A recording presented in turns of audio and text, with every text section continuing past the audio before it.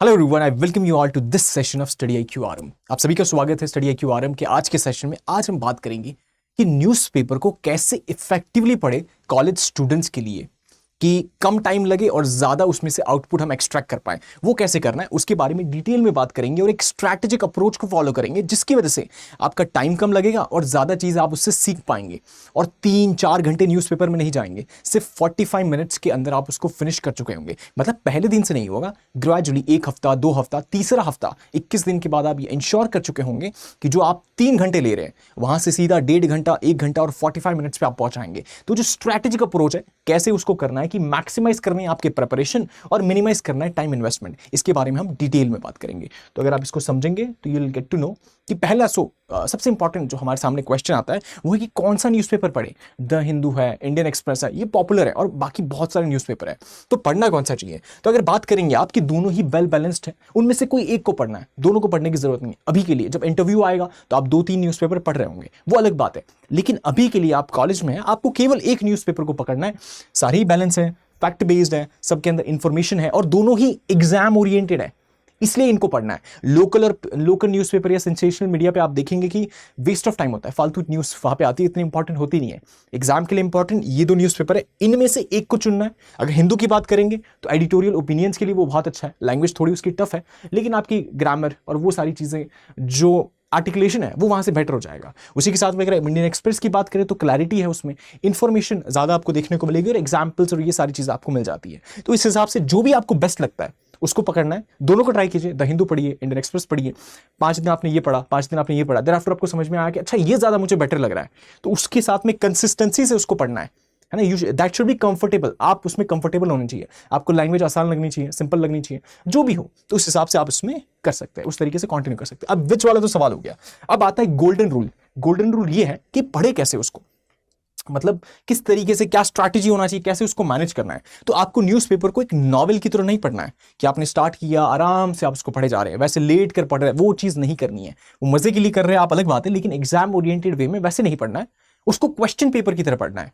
कि मेंस में आपके सामने क्वेश्चन आया, जैसे अभी मेंस के एग्जाम चल रहे हैं, आपके सामने क्वेश्चन आया, अब क्वेश्चन के बाद में आपको देखने को मिल रहा है कि पूरा पन्ना खाली है, अब वहां पे आपको सोचकर आंसर को उतारना है। अब वहां पर आप ये सोचिए कि न्यूज़पेपर में जो भी हेडलाइन है उसको क्वेश्चन फॉर्मेट में कन्वर्ट कीजिए कि ये जो हेडलाइन है इससे मुझे क्या एक्सट्रैक्ट देखने को मिलेगा जो मैं वहां अपने क्वेश्चन पेपर के अंदर फिल कर सकता हूं। मतलब कि आप सवाल पूछिए, यू आस्क योरसेल्फ कि ये प्रीलिम्स में मुझे कैसे हेल्प करेगा, क्या ये फैक्ट या ये स्कीम या फिर ये इंस्टीट्यूशन प्रीलिम्स में पूछा जाएगा, तो ये कैसे पता चलेगा। आप PYQ देखेंगे, सिलेबस देखेंगे, उसके हिसाब से तो वो सारी चीजें करनी है, फिर न्यूज़पेपर पे आना है। तो सवाल पूछना है, क्या प्रीलिम्स में आएगा, क्या वो मेंस में आएगा, इसका एनालिसिस, इसका आर्ग्यूमेंट, इसके एग्जाम्पल क्या मैं मेंस में यूज कर पाऊंगा, कौन से पेपर में यूज कर पाऊंगा, पेपर में भी कौन से पर्टिकुलर टॉपिक में मैं यूज कर पाऊंगा। ये सारी चीजें पिन पॉइंट वे में आपको एक्यूरेट वे में पता होनी चाहिए। और उसके साथ साथ में ऐसे या इंटरव्यू में क्या इसकी यूटिलिटी है, अगर यूटिलिटी है तो स्टोरी है, डेटा है, कोई एनालॉजी है, उसको आप नोट कर लेंगे, डिजिटल नोटपैड में नोट कर लेंगे या फिर आप ऑफलाइन जो भी अपने फिजिकल नोटबुक है वहां पर नोट कर लेंगे। तो कैसे पढ़ना है, तो गोल्डन रूल इज कि नॉवेल की तरह नहीं पढ़ना है, क्वेश्चन पेपर की तरह पढ़ना है। आपको ये सारे सवाल पूछने कि एग्जाम में कहां पर पूछे जाने वाला है। तो ये चीज हो गया। उसी के साथ में बहुत कम व्यूवर्स होते हैं जो एक्चुअली टेलीग्राम चैनल पे जाकर ज्वाइन करते, तो I would urge and request you guys to please go and join Telegram channel mad life study IQ।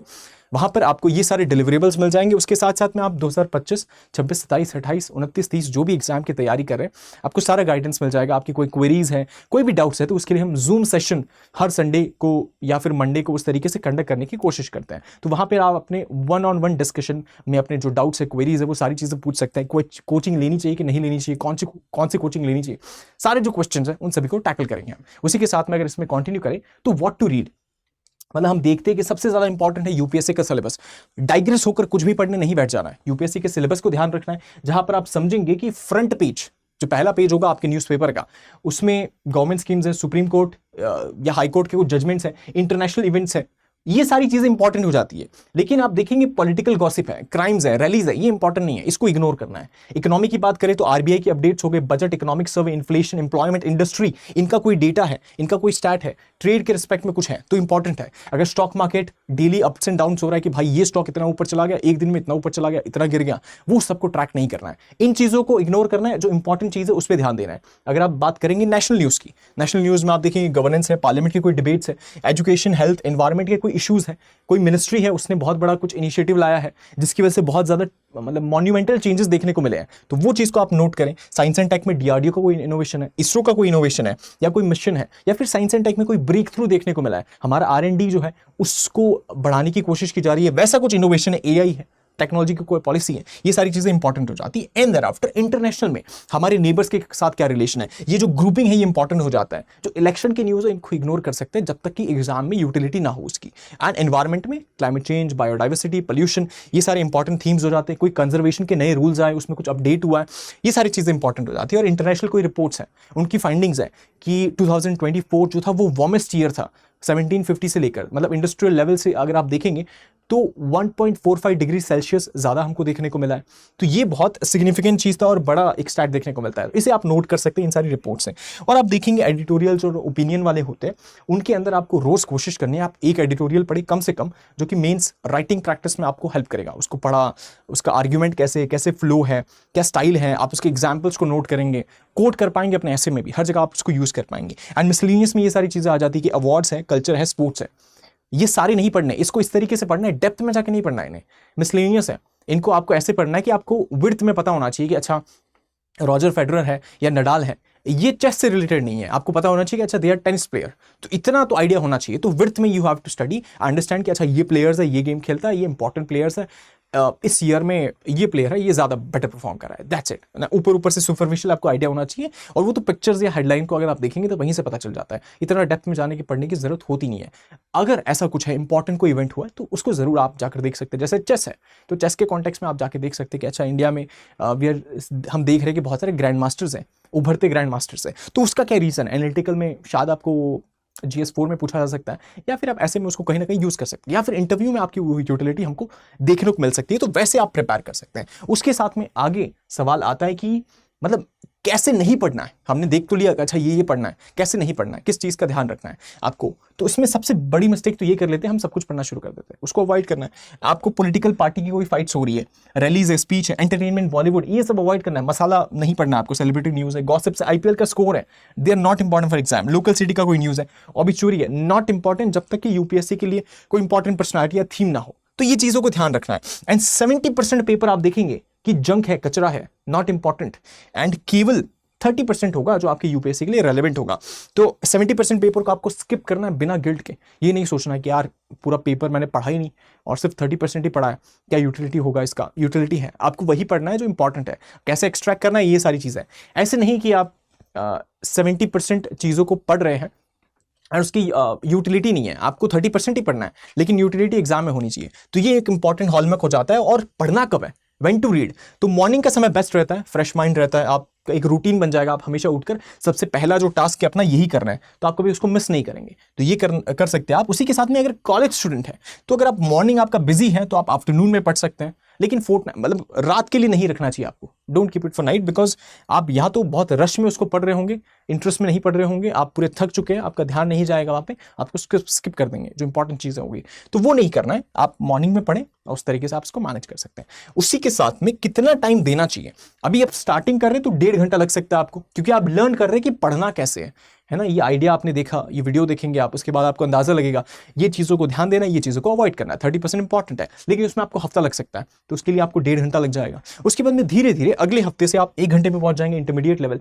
Then after within 14 days, 14 से 21 दिन के अंदर, 2-3 हफ्ते में आप प्रो लेवल पे पहुंच जाएंगे, जहां पे आप 45 मिनट्स में उसको फिनिश कर दे रहे होंगे। आपके सिस्टम्स बन चुके होंगे, अच्छा पहले इसको फिनिश करना, जल्दी जल्दी फिनिश करना, ये सारी चीज़ें एक्सट्रैक्ट करना, ऐसे नोट बनाना है, सारी चीज़ें आप इंश्योर कर चुके होंगे। तो 2 से 3 घंटे अगर अभी लग रहे डेली, तो ये वेस्ट कर रहे हैं आप टाइम। आपको एक सोर्स, एक न्यूज़पेपर को पढ़ना है पूरा, मतलब ये ध्यान रखना है कि न्यूज़पेपर सब कुछ नहीं है, वो एक सोर्स है, पूरा सिलेबस नहीं है। सिलेबस तो UPSC का अलग ही है, तो उसको ध्यान में रखकर यहां से चीजें एक्सट्रैक्ट करनी है, देयरआफ्टर आपको इस लेवल पे पहुंचना है। तो ग्रेजुअली आप इस लेवल पे पहुंचेंगे। उसके साथ में नोट्स कैसे बनाना है, सबसे इंपॉर्टेंट हो जाता है कि नोट्स बनाना कैसे है।